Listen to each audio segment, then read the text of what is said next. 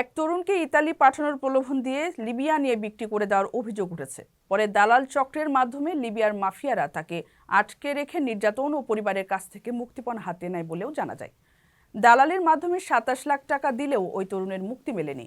Police ও ভুক্তভোগীদের পরিবার সূত্রে জানা যায়, চলতি বছরের আগস্টে লিবিয়া দিয়ে ইতালিতে পাঠানোর কথা বলে শরীয়তপুর জাজিরা উপজেলার রফিক মিয়ার পরিবারের কাছ থেকে ৫ লাখ টাকা হাতিয়ে নেয় একই উপজেলার দালাল জসিম মাতুব্বর।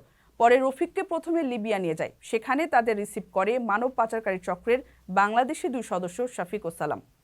এরপর বিভিন্ন মাধ্যমে মোট ২৭ লাখ টাকা হাতে নেয়। পরে দালাল জসিম মাতুব্বরের সহযোগিতায় তার সঙ্গীরা মিলে ওই তরুণ রফিক মিয়াকে মাফিয়াদের কাছে বিক্রি করে দেয়।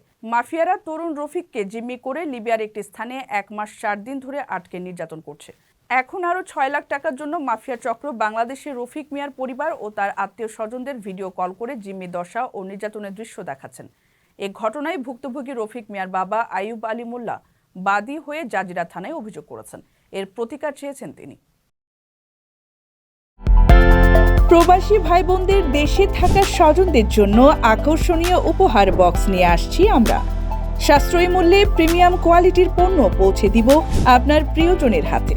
আপনার ভালোবাসার প্রকাশ হোক প্রবাসী শপের মাধ্যমে।